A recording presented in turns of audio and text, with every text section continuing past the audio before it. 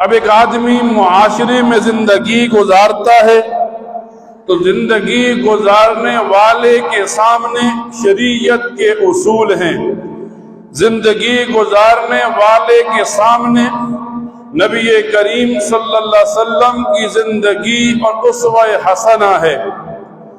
کتابوں کے اندر انسان کو معاشرے میں زندگی گزارنے کا طریقہ ملتا ہے۔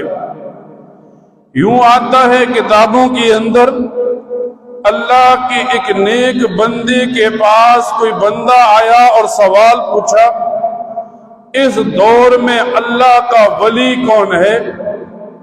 اس دور میں اللہ کے ساتھ محبت کرنے والا کون ہے؟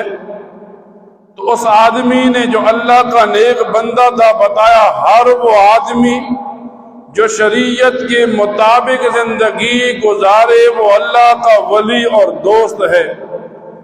لیکن دوسرے آدمی جس نے سوال کیا تھا سمجھ نہیں آ رہی تھی، تو اس اللہ کے ولی نے بتایا فلاں مسجد میں جاؤ، 3 اللہ کے دوست بیٹھے ہوں گے، کے لیے تینوں میں پتہ چلے گا۔ شریعت طرف اس نے کوئی دھیان نہیں کیا۔ جب دوسرے کی باری آئی، اس کو مکہ لگا تو اس نے بدلے میں اس آدمی کو ایک مکہ رسید کر دیا، اور جب تیسرے کی باری آئی تو تیسرے آدمی نے اس کا ہاتھ بھی پکڑا، سہلانے لگا، پوچھنے لگا درد تو نہیں ہوا۔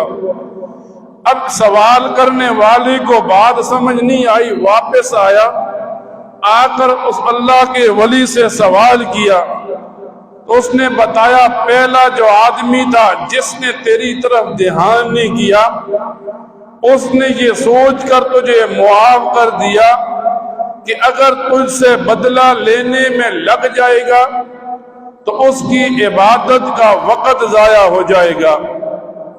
دوسرے جس نے تجھے بدلے میں مکہ مارا ہے، اس نے سوچا شریعت اجازت دیتی ہے جتنی سزا ملی اتنا بدلہ دیا جا سکتا ہے، اور تیسرے نے اللہ تعالی کی خوشنودی کو مقدم کیا اور تیرے ہاتھ کو سرایا شاید کہ تجھے کوئی تکلیف نہیں ہوئی ہو۔ ایک آدمی جب اس قسم کے واقعات کو پڑھتا ہے، سنتا ہے، تو یہ زندگی کو تبدیل کرنے کے لیے آتے ہیں۔